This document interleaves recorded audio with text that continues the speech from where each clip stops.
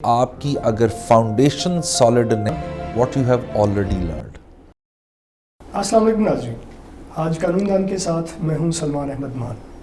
ناظرین، آج ہم آپ کو ایک بہت ہی اسپیشل پرسنالٹی سے ملوانے جا رہے ہیں جن کا تعلق کرمنل لاء کی دنیا سے ہے اور آپ اسپیشلائز کرتے ہیں اس فیلڈ میں۔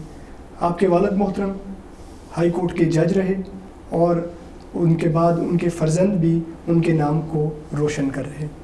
میری مراد میاں علی حیدر صاحب کی ہے۔ میاں علی حیدر صاحب ایڈوکیٹ ہائی کورٹ ہیں اور پچھلے 14 سال سے زائد کے عرصے سے اس فیلڈ میں اپنا لوہا منوا رہے ہیں۔ اس دورانیے میں انہوں نے مختلف لاء کالجز میں پڑھانے کے ساتھ ساتھ پروسیکیوٹرز کی ٹریننگ بھی کی اور UN کے ساتھ منسلکہ جو ٹریننگ پروگرامز ہیں ان میں بھی ٹریننگز دیتے ہیں۔ السلام علیکم سر۔ وعلیکم السلام، thank you Salman for inviting. میاں صاحب، سب سے پہلے تو تھوڑا سا جب ہم نام لیتے ہیں آپ کے مرحوم والد صاحب میاں جہانگیر صاحب کا، تھوڑا سا پہلے ان کے بارے میں بتائیں، پھر ہم آپ کی پرسنالٹی کی طرف آتے ہیں سر۔ ان کے بارے میں جتنا بتایا جائے اتنا ہی کم ہے، بیکاز وہ اس پروفیشن سے رہے تقریباً 32 سے 33 سال انہوں نے جوڈیشری میں سرو کیا۔ Longest serving district and session جج لاہور رہے سنس 1947، آج تک کسی کا اتنا لمبا ٹینیور نہیں ہے۔ پھر وہ ہائی کورٹ میں اپنی سروسز انہوں نے ایز اے بطور جج آف دا ہائی کورٹ دی، اور انہی کی وجہ سے ہم لوگ اس پروفیشن میں اور اس کو پریکٹس کر رہے ہیں۔ میاں صاحب، جب کرمنل کی وکالت کی ہم بات کرتے ہیں تو اس وکالت سے جڑی ہوئی بہت ساری پرسیپشنز موجود ہیں عوام کے ذہن میں، کئی ایک جو خیالات ہیں لوگوں کے ذہنوں میں کہ یہ وکالت کیسے کام کرتی ہے۔ یہ جو فوجداری کی دنیا ہے اس میں کئی ایک چیزیں ہیں جو ایک خاص طرح سے پائی جاتی ہیں۔ آج میرا خیال ہے کہ ہمیں ان چیزوں کے حوالے سے بات کرنی چاہیے آپ سے، اور ان میں سے کئی ایک چیزوں کے اوپر میں چاہتا ہوں کہ آپ ہماری رہنمائی کریں۔ کوئی بھی نوجوان وکیل آتا ہے تو اس کے حوالے سے جو بات کی جاتی ہے وہ یہ بات کی جاتی ہے کہ جی یہ وکیل جو ہے یہ تو جی کسی بڑے استاد کے ساتھ جا کے جڑے گا، اور بڑے استاد سے مراد عمومی طور پہ یہ لیے جاتے ہیں کہ جو ایڈوکیٹ سپریم کورٹ ہیں، جو بڑی عدالتوں میں پیش ہوتے ہیں۔ کیا یہ رویہ درست ہے؟ کیا یہ طریقہ کار درست ہے کہ کسی اس طرح کے بڑے وکیل کے ساتھ جڑا جائے کہ وہ بڑی عدالتوں میں پیش ہوں؟ آپ، میں یہاں پہ بیرسٹر سلمان صاحب کو کوٹ کرتا ہوں کہ وہ کہتے ہوتے ہیں کہ آپ کا جو پیپل ماسٹر کو چوز کرنے کا طریقہ کار ہے وہ بہت کانشیس ہونا چاہیے۔ اور سلمان صاحب نے ایک دفعہ مجھے بھی کہا تھا کہ بے استادہ بندہ اس پروفیشن میں سروائیو نہیں کر سکتا۔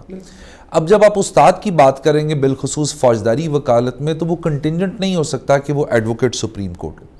سب سے امپورٹنٹ یہ چیز دیکھنے والی ہوتی ہے کہ آپ کا استاد آپ کو سکھانے والا ہونا چاہیے، اور اس سے بھی زیادہ جو آپ کی رسپانسبلٹی ہے وہ یہ ہونی چاہیے کہ آپ کو سیکھنے کی جستجو اور شوق ہونا چاہیے، کیونکہ اٹس اے 2 وے ٹریفک، اور یہ 1 وے ٹریفک نہیں ہے کہ اگر استاد آپ کو بتا رہا ہے اور آپ اس کو سیکھنے کے لیے ویلنگ نہیں ہے، اور یو اینڈ اپ سیئنگ کہ جی میرا استاد اچھا نہیں۔ دوسری سب سے بڑی امپورٹنٹ جو چیز ہے کہ آج کل ریسنٹلی جس طرح ہم لوگ یونیورسٹیز میں پڑھاتے ہیں، کالجز میں پڑھاتے ہیں،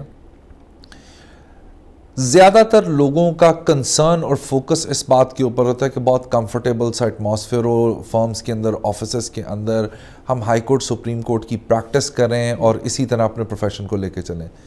جبکہ میرا اپنا یہ ماننا ہے، جب میری تربیت کی گئی یا جب مجھے ٹرین کیا گیا میرے والد صاحب کی طرف سے، تو وہ کہا کرتے تھے کہ آپ کی اگر فاؤنڈیشن سالڈ نہیں ہے تو آپ جتنی مرضی خوبصورت سپر سٹرکچر بنا لیں، اس نے سونر اور لیٹر گرنا ہوتا ہے۔ سو اس وجہ سے میرا اپنا سجیشن بھی یہی ہے، اور جو بچے میرے پاس آ کے کام کرتے ہیں، ایسوسیٹس آتے ہیں، انٹرنشپس کے لیے آتے ہیں، ان کو میرا جو فوکس ہوتا ہے اسی بات پہ ہوتا ہے کہ اگر تو آپ نے فوجداری وکالت کرنی ہے، پہلی بات ہے یہ بہت کانشیس ڈیسیژن ہونا چاہیے، کیونکہ فوجداری وکالت is a very tough job. It's not very comfortable hunky dory کا کائنڈ آف ایٹماسفیئر جہاں آپ اپنی فرمز کے اندر وکالت، بہت ٹف جاب ہے۔ تو اگر آپ نے اتنا ٹف ڈیسیژن لے ہی لیا ہے تو پھر آپ کو ہائی کورٹ سپریم کورٹ کی بجائے ضلع کچہری سے سٹارٹ کرنا چاہیے، اور with the passage of time آپ ضلع کچہری سے نکلے، آپ نے سیشنز کی پریکٹس شروع کی، پھر آپ ہائی کورٹ میں سو آن سو فورتھ، اس طرح اپنے آپ کو لے کے چلتے ہیں۔ لیکن کسی ایسے فرم کو، ایسے چیمبر کو جوائن کرنا جو کہ سبارڈینیٹ کورٹس کی لٹیگیشن نہ کرتا ہو، تو وہ آپ کے لیے نقصان دہ ہے، وہ ان کے لیے نہیں ہوگی، کیونکہ وہ تو کر کے یہاں تک پہنچے ہوئے ہیں۔ سو اس وجہ سے اس چیز کو دیکھنا بہت ضروری ہوتا ہے کہ آپ نے اپنی فاؤنڈیشن کو بہت سالڈ اور تگڑا رکھنا ہے. بالکل ٹھیک. تو جب ہم فوجداری وکالت کی بات کرتے ہیں تو کوئی بھی شخص جب فوجداری وکالت کو جوائن کرے کیا چیزیں کرنی ہیں, کن چیزوں کو اوائڈ کرنا ہے؟ It would be very difficult to pen down specific do's and don'ts, but fundamentals ہوتے ہیں کسی بھی پروفیشن کے اندر سروائیو کرنے کے. پروفیشنل رہنا, اور اس کے بعد کیا کہتے ہیں پنکچوئل رہنا, اور اس کے بعد بہت محنت کے ساتھ اپنے کیسز کو کرنا. اور سب سے امپورٹنٹ اگین میں سلمان صاحب کو اگین یہاں پہ کوٹ کروں گا, وہ کہا کرتے ہیں کہ آپ نے اپنے استاد کی ضرورت بن جانا ہے. جب آپ اپنے استاد کی ضرورت بن جاتے ہیں تو وہی ٹائم ہوتا ہے جب آپ سیکھنا شروع کرتے ہیں. سو وکالت کے اندر چاہے آپ کے پاس ضلع کچہری میں آپ نے پیش ہونا ہے, ہائی کورٹ میں پیش ہونا ہے, سپریم کورٹ میں پیش ہونا ہے, آپ کے پاس لائسنس نہیں ہے لیکن کتابیں اور آپ کی ریسرچ کسی لائسنس سے وہ تابع نہیں ہیں. وہ ریسرچ کر کے اپنے سینئر کو فیسیلیٹیٹ کرنا, اس کیس کے اوپر پراپرلی گراسپ اپنی جو ہے وہ رکھنا, یہ بہت ضروری ہے. اور اسی وجہ سے آپ زیادہ اچھے طریقے سے ایکسیل کر سکتے ہیں. بٹ بہت سمپلی اگر میں کہوں پروفیشنل رہنا, کیونکہ ہمارے ہاں اب جو ٹرینڈ آ رہا ہے پروفیشنل کی بجائے پولیٹیکل ہونا لوگ زیادہ شروع ہو گئے ہیں, جتنی بھی ینگ جنریشن کے لوٹ آ رہی ہے. سو میرا فوکس اس بات پہ ہوتا ہے کہ آپ کا پروفیشنل رہنا بہت ضروری ہے ایز کمپیئر ٹو پولیٹیکل رہنے کے. آپ نے اس طرف اشارہ کر دیا پولیٹکس اور پروفیشنلزم کی طرف. میں جب ایک نوجوان وکیل کرمنل عدالتوں میں جاتا ہوں اور میں دیکھتا ہوں کہ میں کھڑا ہوں تو میری بات نہیں سنی جا رہی, وہیں پہ کوئی عہدیدار آتا ہے تو اس کی بات سنی جاتی ہے, اس کو ریلیف دیا جاتا ہے اسی کیس میں جس کیس میں مجھے ریلیف نہیں دیا جا رہا. جب ایسا ہوگا تو میں کیوں پروفیشنل رہوں یا میں کیوں پولیٹکس کی طرف نہ جاؤں؟ سلمان, اٹس ویری انفارچونیٹ, اور آپ نے بہت امپورٹنٹ ایسپیکٹ آف جو ہمارے ارد گرد گھومنے لگا ہوا اس کی طرف اشارہ کیا. آئی ٹوٹلی 100% ایگری جو آپ نے اس وقت یہ بتایا, کیونکہ ہمارے پاس بھی جب ایسوسیٹس آتے ہیں تو یا ہم لاء کالجز میں پڑھاتے ہیں تو زیادہ تر اب جو اسٹوڈنٹس ہیں جو کہ اس پروفیشن کو جنہوں نے جوائن کرنا ہے ان کی کوشش ہوتی ہے کسی ایسے چیمبر کو جا کے جوائن کیا جائے جہاں پہ پولیٹیکل پوزیشننگ جو ہے ہو اور یہ وہ. اب اس سے یہ مطلب ہرگز نہیں ہے کہ آپ نے پولیٹکس کو جوائن نہیں کرنا. میرا اپنا یہ ماننا ہے کہ اگر آپ کریئر کے شروع کے اندر اپنی پریکٹس کے اوپر اپنے کام کے اوپر زیادہ فوکس کریں تو ریسٹ فالوز.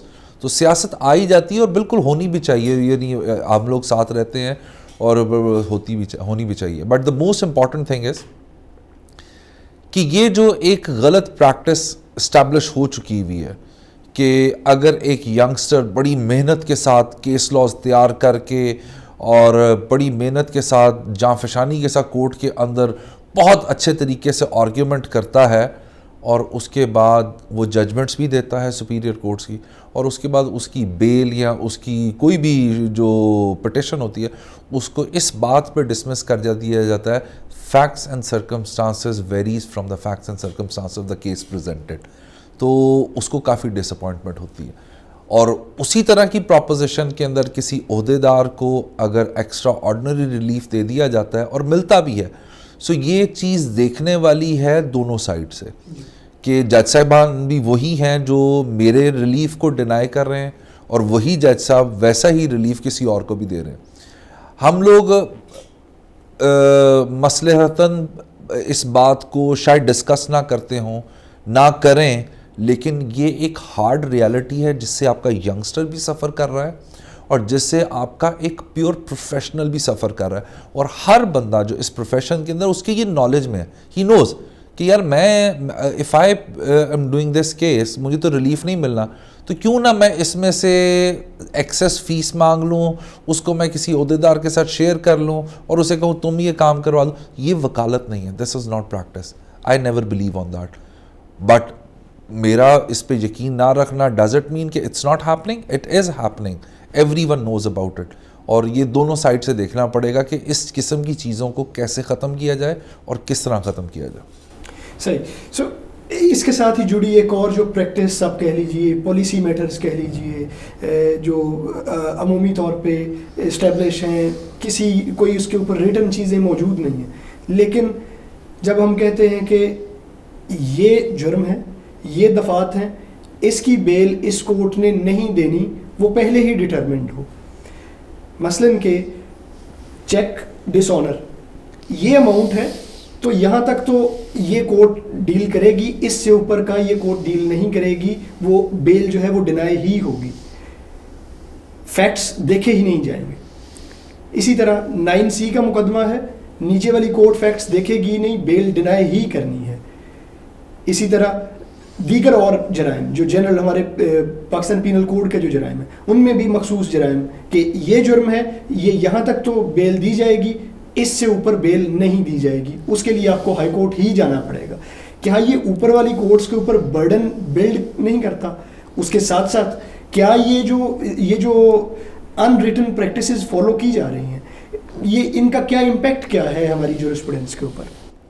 اچھا سلمان، میں نے کافی ریسرچ کرنے کی کوشش کی اس سو کالڈ پالیسی میٹر کے ورڈ کے اوپر کہ اس کی کوئی لیگل جسٹیفیکیشن ہے، یہ کہاں سے ایگزسٹ کرتا ہے یا کیا ہو رہا. I was unable to find any particular direction اور SOPs اور legislation on that point. But یہ ایک ایسی غلط پریکٹس ہے جس نے ہمارے کرمنل ایڈمنسٹریشن آف جسٹس کو بہت شدید نقصان پہنچایا. یعنی مجھے اس بات کی سمجھ نہیں آتی کہ اگر ایک آپ کا ریلیف بنتا ہے تو وہ آپ کو اس گراؤنڈ پہ نہیں دیا جائے گا کیونکہ یہ پالیسی میٹر ہے، میں لے نہیں سکتا. اگر میں نے یہ لے لی آپ کی بیل تو میری ایکسپلینیشن کالڈ ہو جائے گی اور ایک فلڈ گیٹ شروع ہو جائے گا، ہر کوئی یہیں پہ آ جائے گا. اور اسی طرح سیشن کورٹس کی بھی کچھ پالیسیز میٹرز ہیں، اسی طرح ہائی کورٹ تو کانسٹیٹیوشنل کورٹ ہے، they see everything on merits. لیکن نیچے جو عدالتوں کے اندر یہ حال ہے، اور اس نے جب ہمارے پاس کوئی سائل آتا ہے اور فرض کریں 9C کے اندر آ گیا تو اس میں ہم نے کوانٹٹی دیکھی. اب وہ کوانٹٹی دیکھنے کے بعد آپ کو پتہ ہوتا ہے کہ اس کی بیل کہاں سے ہوگی اور اس کی بیل کہاں سے نہیں ہوگی. سو آپ اپنے سائل کا دماغ اسی طرح ٹیم کرنا شروع کر دیتے ہیں کہ یہ آپ کی ہائی کورٹ سے ہوگی، نیچے سے نہیں ہوگی. اسی طرح ایک سرٹن اماؤنٹ کا چیک آ جائے اور وہ چیک جو ہے اگر باؤنس ہو جائے تو پھر آپ دیکھتے ہیں کہ اس اماؤنٹ کا چیک ہے تو یہ میں ہائی کورٹ یہ ایک بہت غلط پریکٹس ہے. میرا اپنا خیال ہے اور اپنی جتنی بھی میری ہمبل سی لرننگ ہے فوجداری قانون کی کہ matters should be decided on merits not on policy matters. یعنی مجھے سمجھ نہیں آتی اس بات کی کہ جس گراؤنڈ کے اوپر کورٹ آف سیشنز میں بیل ہو رہی ہے وہ کورٹ آف میجسٹریٹ میں کیوں نہیں ہو سکتی.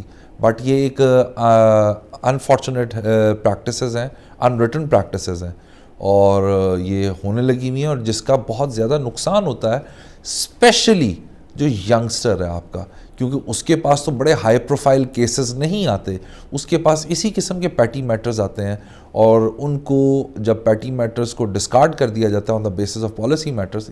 اچھا سلمان یہ بتا دوں یہ لکھا کہیں نہیں جاتا کہ پالیسی کے طور پہ، بس وہ آپ کو پتہ ہے کہ کسٹمری پریکٹس ہے یہاں پہ کہ میری یہ بیل خارجی ہونی ہے تو مجھے یہ سیشن سے جا کے ملے گی. سو اس کا کافی زیادہ نقصان ہوتا ہے آپ کے ینگسٹرز کو. اور ہمیں ذاتی طور پہ اس چیز کو دیکھنا چاہیے کہ کووڈ کے بعد سے بھی ہمیں ایز پیدا کرنی چاہیے اپنے ینگسٹرز کے لیے، کیونکہ یہاں پہ کوئی فکس انکم تو ہے نہیں، کوئی سیلری جاب تو ہے نہیں. یہ تو پیشن کا نام ہے، یہ تو شوق اور جنون کا نام ہے. اور اس پیشن اور شوق اور جنون کے ساتھ اگر انسینٹیو فائنینشیل انسینٹیوز بھی ان کے ختم ہونے شروع ہو جائیں تو یہ بالکل ختم ہونا شروع ہو جائے گا. سو اس وجہ سے اس چیز کو دیکھنا بہت ضروری ہے. But since we are the lawyers, یہ جو ڈیسائیڈ کرتے ہیں یہ تو ان کا کام ہے سوچنے کا کہ وہ اس کو کیسے ختم کریں. میاں صاحب آپ نے بتایا پیشن کے ساتھ اب اگر کوئی مزید ہو ہی جائے کہ اس نے پروفیشنلی سیکھنا ہی ہے تو کون سے ایسے قوانین ہیں جن کے اوپر ایک شخص کو، ایک وکیل کو، نوجوان وکیل کو عبور رکھنا چاہیے اگر وہ فوجداری وکالت کرنا چاہتا ہے؟ تو سلمان فوجداری وکالت کے لیے تو بہت گنتی کے قوانین ہیں جن کے ارد گرد آپ نے کھیلنا ہوتا ہے یا ان کو سیکھنا ہوتا ہے. اور یہی سب سے بڑی خوبصورتی ہے جو میں فوجداری وکالت کے ساتھ اٹیچ کرتا ہوں کہ یہ کوڈز قوانین کی حدود و قیود سے مبرہ ہوتا ہے. گنتی کے سیکشنز ہیں آپ کے پاکستان پینل کوڈ کے، گنتی کے آپ کے سیکشنز ہیں CRPC کے. بٹ بہت زبردست ایک ایریا جسٹس فضل کریم صاحب نے ریسنٹلی ایکسپلور کیا ہے کانسٹیٹیوشنل کرمنل پروسیجر. اور اس آپ کے اس پروگرام کے توسط سے میں یہ ضرور کہوں گا کہ بہت سارے جو ینگسٹرز ہیں جو فوجداری وکالت کرتے ہیں, وہ فضل کریم صاحب کی جو بک ہے اس کے اندر باقاعدہ انہوں نے ایک ایریا ایکسپلور کیا کانسٹیٹیوشنل کرمنل پروسیجر کا. انہوں نے آئین کی یہ جو تقریباً آرٹیکل 9 سے آرٹیکل 28 تک 20 ایک آرٹیکلز بنتے ہیں آپ کے, ان 20 آرٹیکلز کی کانسٹیٹیوشنل امپیکٹ اور کانسیکوینسز کو ڈسکس کیا. سو اگر میرے سے کچھ عرصہ پہلے آپ پوچھتے تو میں کہتا قانون شہادت ایک ایسا لا ہے جس کے اوپر سب سے کم توجہ دی جاتی ہے, جس کو سب سے کم پڑھا جاتا ہے فوجداری پریکٹیشنرز کی طرف سے, اور سب سے کم سمجھا بھی جاتا ہے. لیکن اب اگر آپ دیکھیں تو اس وقت کانسٹیٹیوشنل لا آپ کا جو ہے اور آپ کی جو لا آف ایویڈنس ہے, اس کا جو کمبینیشن ہے وہ کسی بھی فوجداری وکیل کو جو پریکٹس کرتا ہے اس کے اوپر اچھی گراسپ ہونا, اس کو اچھی طرح سمجھنا, اس کی انٹرپریٹیشن کرنا, اس کو سمجھنا. میں آپ کو ایک ایگزامپل دیتا ہوں. ہم لوگ اس خوش قسمت لوگوں میں سے جنہوں نے شیخ امتیاز صاحب سے جو ہے نا یہ قانون شہادت پڑھا, legend Punjab university law college کے, اور شیخ امتیاز صاحب کہا کرتے تھے یار یہ عجیب قسم کا لاء ہے قانون شہادت, اس کو جتنی دفعہ میں پڑھوں یہ کوئی نئی چیز مجھے بتاتا ہے. اور ہمارے ہاں ٹرائل کی ایڈوکیسی دیکھ لیں یا ایپلٹ دیکھ لیں, قانون شہادت کا بہت بڑا رول ہے اپریسیشن کے اندر, ایڈمیزیبلٹی کے اندر, ریلیونس کے اندر, لیکن سب سے کم توجہ اس قانون کے اوپر دی جاتی ہے. سو فوجداری وکالت کے لیے آپ کا کانسٹیٹیوشن بہت سالڈ ہونا چاہیے اور آپ کا قانون شہادت بہت سالڈ ہونا چاہیے, کیونکہ اس کے اوپر آپ کراس ایگزامینیشن کے اندر, ڈیفنس کے اندر, ڈاکیومنٹس کی پریزنٹیشن کے اندر multiple articles at a same time اپنا رول پلے کر رہے ہوتے ہیں. اور اگر آپ کو اچھا نالج نہیں ہے قانون شہادت کا تو آپ کو کافی نقصان ہوتا ہے اور you will not end up becoming a good lawyer. So اس وجہ سے قانون شہادت ایک بہت, اور کانسٹیٹیوشن یہ جو 20 آرٹیکلز ہیں یہ بہت امپورٹنٹ ہے ان کو سمجھنے کے لیے. سلمان, دوسرا میں ایک چیز یہاں پہ ایڈ کرتا چلوں, انفارچونیٹلی ہمارے ہاں اچھی کتابیں بھی اویلیبل نہیں ہیں ان سبجیکٹس کے اوپر. یعنی ہم لوگ رتن لال دھیرج لال کو پڑھتے ہیں قانون شہادت, یا ڈاکٹر منیر صاحب کو پڑھتے ہیں, اور باقی میجورٹی آف دا بکس جو اویلیبل ہیں مارکیٹ کے اندر they are all compilations, commentary of law نہیں ہے. سو اس کے اوپر بہت اشد ضرورت ہے کہ جتنے بھی ہمارے سینئر لائرز ہیں, جتنے بھی ہمارے لیجنڈری لائرز ہیں جو اس پروفیشن میں موجود ہیں اور ابھی بھی پریکٹس کر رہے ہیں, کہ وہ اس بارے میں ضرور کچھ سوچیں کہ کامنٹری آنی چاہیے, چاہے وہ CRPC ہو, چاہے وہ قانون شہادت ہو, چاہے PPC ہو. جو کیس لا کمپائل کر کے آپ کو کتابیں دے دی جاتی ہیں وہ کمپائلیشنز ہوتی ہیں, کامنٹری نہیں ہے, جس کی وجہ سے بھی ایک بہت بڑا نقصان ہوا کہ جو زیادہ تر لوگ ہیں وہ اسٹیچوٹ کو پڑھتے ہیں, نیچے والا ایریا پڑھتے ہی نہیں ہے کیونکہ وہ کمپائلیشن ہوتی ہے ججمنٹس کو. بلکہ ابھی تو مجھے ریسنٹلی پتہ چلا کہ سپریم کورٹ نے ایک ججمنٹ بھی دی ہے اس کے اوپر, کہ انہوں نے کہا یہ جو آپ کیس لاس پورے کے پورے اپنے پٹیشنز میں لکھ رہے ہیں اس پریکٹس کو ڈیپریشیٹ انہوں نے کیا کہ یہ ایسا نہیں ہونا چاہیے. سو اس وجہ سے کامنٹری کا آنا ضروری ہے rather than compilation of the law. جی میاں صاحب, آپ نے اچھے وکیل کے حوالے سے بات کی. اچھے وکیل کے حوالے سے ایک جو نوجوان وکیلوں کو بات سننے کو ملتی ہے سینئر وکلاء سے, وہ یہ ہے کہ آپ نے بیل والا وکیل نہیں بننا. یہ کیا کانسیپٹ ہے؟ اچھا, اگر یہ کسی نے کہا ہے تو بالکل غلط کہا ہے, کیونکہ میرا اپنا ذاتی ماننا ہے کہ لا آف بیل ایک فنڈامنٹل آف شوٹ ہے کرمنل ایڈمنسٹریشن آف جسٹس کی, اور اس کے پیچھے ہمارا ایک سوشل اٹیچمنٹ بھی ہے. اس کی آپ ذرا اسٹیٹسٹکلی اٹھا کے دیکھ لیں, اور جتنے بھی فوجداری کے بڑے نام ہیں, چاہے اعظم نذیر تارڑ صاحب ہوں, بیرسٹر سلمان صفدر صاحب ہوں, برہان معظم ملک صاحب ہوں, آپ کبھی ان سے جا کے پوچھیں تو آپ کو پتہ چلے گا کہ 99.9% پارٹیز ایگریسولی کیس کو پرسو کرتی ہیں جب بیل میٹرز پینڈنگ ہوتے ہیں, اور جیسے ہی بیل ایکسیپٹ ہو جائے یا ڈینائی ہو جائے تو وہ پریشر, وہ فورس مفل ڈاؤن ہونی شروع ہو جاتی ہے. سو یہ کہنا کہ بیل کا وکیل نہیں بننا چاہیے, بیل ایک بہت فنڈامنٹل, اور سب سے بڑی بات ینگسٹرز کے لیے تو بیل ایک بہت اچھا سورس آف انکم ہے, کہ آپ کو ایک بہت چھوٹے ٹائم کے اندر ایک اچھی اماؤنٹ مل جاتی ہے جس کے اوپر آپ زیادہ اچھے طریقے سے اور ایک فوجداری وکیل کی سٹارٹ ہی وہ بیل سے ہوتا ہے. اور بیل اگر آپ نے بیل والا وکیل نہ بننا ہو تو 426 سسپینشن ہے جو اپیل پینڈنگ ہوتی ہے, تب آپ سسپینشن فائل کرتے ہیں, وہ بھی ایک بیل ہے. سو بیل والا وکیل بالکل بننا چاہیے, کیوں نہیں بننا چاہیے, لیکن صرف بیل نہیں کرنی چاہیے, اس کے ساتھ ٹرائل بھی کرنے چاہیے, اس کے ساتھ اپیلز بھی کرنی چاہیے, اس کے ساتھ کانسٹیٹیوشنل پٹیشن بھی کرنی چاہیے, اس کے ساتھ مسلینیس فوجداری وکالت بھی کرنی چاہیے. سو یہ سب کام ضرور کرنے چاہیے ایز لانگ ایز وہ کرمنل ایڈمنسٹریشن آف جسٹس کے ڈومین کے اندر جتنی بھی چیزیں آ رہی ہیں. بالکل ٹھیک. میاں صاحب آپ مختلف ٹرینرز کے ساتھ بھی ایسوسیشن رکھتے ہیں کہ آپ ٹرین کرتے ہیں پروسیکیوٹرز کو, کیسا ایکسپیرینس ہے جو انڈکشن ہے ہماری پروسیکیوٹرز کی, وہ کیسی ہے, کیا کوالٹی ہے ہماری نئے آنے والے پروسیکیوٹرز کی؟ اچھا سلمان, میں یہ نا جو ٹرینر ہے نا ورڈ, میرا اپنا یہ ماننا ہے اور یہ میرے اندر انکلکیٹ کیا گیا میرے فادر کی طرف سے کہ میں ٹریننگ کرنے نہیں جاتا, ٹریننگ کروانے جاتا ہوں اپنی. بالکل. کیونکہ جتنا لا آپ کا ڈسکس کر کے لوگوں کو بتا کے اور ان کی ریسپروکیشن لے کے سیدھا اور صحیح ہوتا ہے, وہ کبھی بھی پڑھ کے نہیں ہو سکتا. یہ کیسی چیز ہے. So yes, I am associated with Punjab prosecution. ان کا ایک ڈپارٹمنٹ ہے سینٹر فار پروفیشنل ڈیولپمنٹ, جہاں پہ انگلش لا کے تحت انہوں نے سی پی ڈی کا جو کانسیپٹ ہے کنٹینیوس پروفیشنل ڈیولپمنٹ کا, وہ ٹریننگ سٹارٹ کی ہیں اور میں اس کے اندر ٹریننگز کرواتا ہوں, چاہے وہ قانون شہادت ہو, کانسٹیٹیوشنل لا ہو, کرمنل لا ہو, کیونکہ میرا ایریا آف پریکٹس یہ ہے تو وہ ٹریننگز وغیرہ کنڈکٹ کرتے ہیں.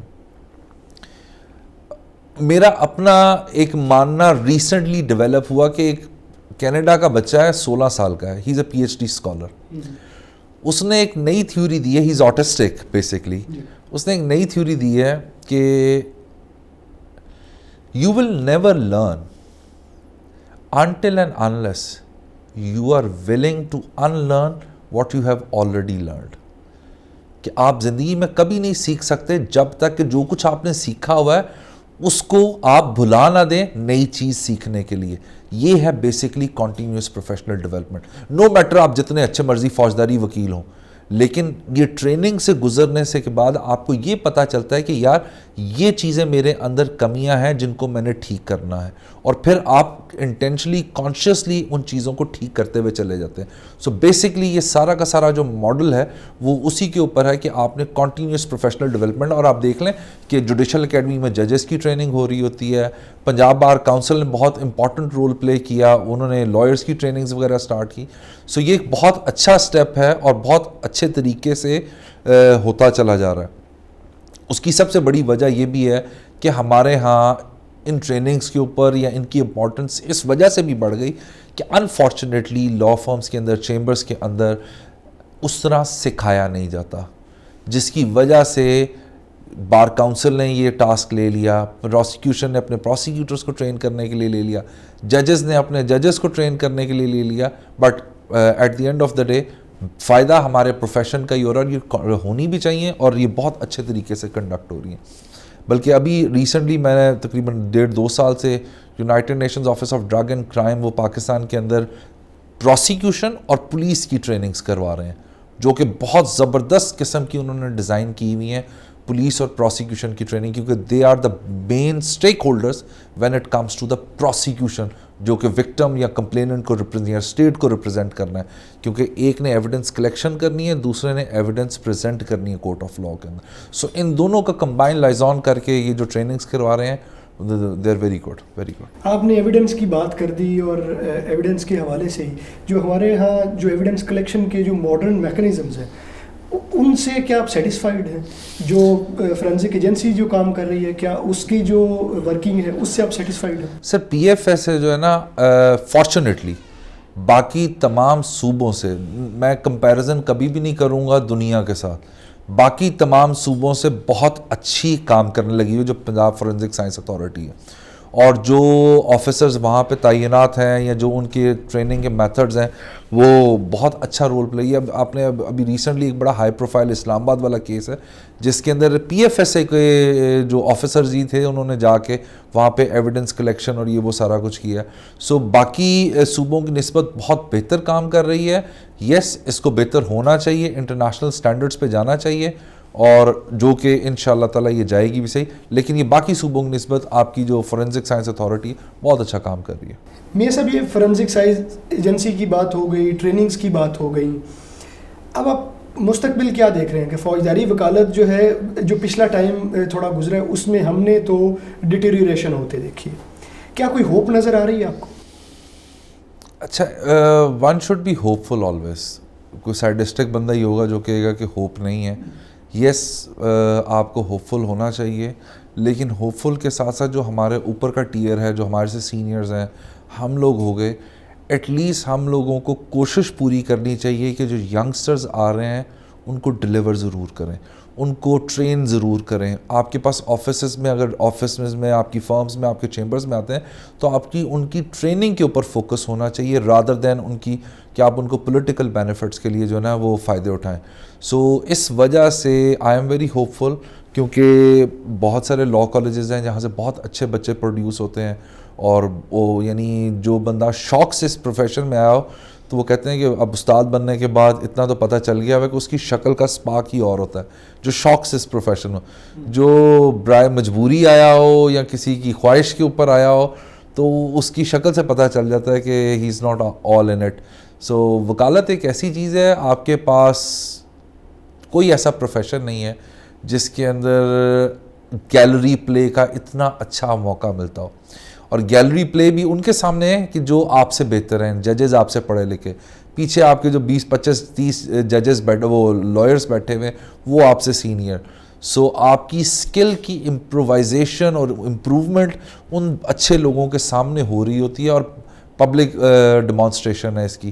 سو اس وجہ سے ہر بندہ جو ہے گیلری کو پلے کرتا ہے, اور کرنا بھی چاہیے, کیونکہ جس بندے کا رورل بیک گراؤنڈ نہ ہو اس کو گیلری کو ضرور پلے کرنا چاہیے ٹو اٹریکٹ دا کلائنٹیج. سو اس وجہ سے بہت ضروری ہے کہ ہم ینگسٹرز کو بھی اس طرف لے کے آئیں اور ان کو کام کے اوپر ضرور فوکس کروائیں کہ کام کرنا چاہیے, پروفیشنلی کرنا چاہیے. اس میں سیاست بھی بہت آپ کو مل جائے گی, آپ کو پیسے بھی بہت مل جائیں گے, لیکن اچھا نام بنانے کے لیے صرف ایک شارٹ کٹ ہے, and that is hard working, محنت. میاں صاحب یہ بھی ایک طرح کا آپ کا پیغام تھا, لیکن اسپیسیفکلی نوجوان وکلاء کے حوالے سے کیا پیغام ہے کہ کس طرح سے بڑے پروفیشنل کامیاب کرمنل لیٹیگیٹرز بنے؟ اچھا, پیغام سے پہلے میری ایک شکایت ہے. وہ شکایت یہ ہے کہ جب آپ کے پاس چیمبر کے اندر یا آپ کی فرم کے اندر کوئی بندہ آتا ہے کام کرنے کے لیے, تو اس کا پہلا کنسرن یہ ہوتا ہے میں جاؤں گا کب واپس, ٹائمنگ کیا ہوگی, اور پیسے کتنے ملیں گے, اس کے بعد کس قسم کی لٹیگیشن ہوگی. اچھا, جب یہ تمام مراحل طے ہو جاتے ہیں اور کوئی اچھا ٹرین کرنے والا اس کو ٹرین بھی کرنا شروع کر دے, تو اس کے بعد ابھی اس نے چلنا شروع نہیں کیا ہوتا, وہ خود دماغی طور پہ بہت بڑا انٹلیکچوئل بن گیا ہوتا ہے کہ میرے سے زیادہ فوجداری وکالت کسی کو آتی نہیں ہے, یا میرے سے اچھا کوئی ڈیفنس تیار کر ہی نہیں سکتا. سو جو کانسیپٹ ہے پیپل ماسٹر کا, اس کو سمجھنا بہت ضروری. استاد ہمیشہ استاد رہے گا, ہمیشہ استاد رہے گا, اور اس وجہ سے آپ کا کسی فرم کے اندر جا کے کام کرنا سمپل سی بات ہے. یعنی آئی کوٹ یو ون تھنگ کہ جی میں نے اپنی زندگی کا زیادہ تر لاء کا حصہ جو سیکھا وہ اپنے والد صاحب کے ساتھ ٹریولنگ کے دوران سیکھا, کہ انہوں نے گاڑی میں بیٹھ جانا اور اس کے اندر انہوں نے میرے سے ڈسکس کرنا, پروپوزیشن ڈسکس کرنی, اور اس ڈیوریشن میں میرے سے انہوں نے, یعنی میں نے بہت کچھ سیکھا. اور میرا اپنا ماننا یہ ہے کہ جتنا آپ کو ڈسکس کرنے سے, بات کرنے سے, لاء کے اوپر کامنٹ کرنے سے آپ کا لاء ریفائن ہوتا ہے, اس کو پڑھنے سے نہیں ہوتا. سو اس وجہ سے آپ جب کسی فرم کے اندر جائیں تو اگین اپنے سینئر کی ضرورت بن جائے, اس کے ساتھ کوشش کریں زیادہ سے زیادہ ٹریول کرنے کی, تاکہ آپ اس کے اندر سیکھ سکیں. کیونکہ فوجداری وکالت ایک ایسی چیز ہے, چاہے آپ گھر میں ہو چاہے قبر میں ہو, دماغ میں ہر وقت کیس چل رہا ہوتا ہے, اور یہ سب سے بڑا گلہ بھی ہوتا ہے آپ کے گھر والوں کا آپ کے ساتھ کہ یو آر اسٹل لاسٹ. سو اس وجہ سے اگر آپ اپنے سینئر کے ساتھ ہیں تو he is always talking about the law and you will learn it. So اس وجہ سے آپ لوگ سیکھنے کی کوشش کریں رادر دین کہ تھوڑی دیر کے لیے فرم جوائن کی اور اس کے بعد اسکپ ہو گئے, اور اس کے بعد کوئی اور فرم جوائن کی, پھر اسکپ ہو گئے, پھر کوئی اور فرم جوائن کی. مرشد ایک ہی ہوتا ہے, استاد ایک ہی ہوتا ہے, اور اسی سے سیکھنا چاہیے. یہی میرا سجیشن. آج کے اس پروگرام میں ہم نے کچھ شکوے شکایتیں تھیں وہ ہم نے ڈسکس کی, کچھ مسائل ہیں ان کو ہائی لائٹ کرنے کی کوشش کی, اور میاں علی حیدر صاحب نے بڑا ایپٹلی ساری جو اینگلز تھے ان کو ایڈریس کیا ہے. امید ہے اس پروگرام سے آپ کو کچھ سیکھنے کا موقع ملا ہوگا. آپ کا بہت شکریہ اور اسٹے ٹیونڈ. Thank you.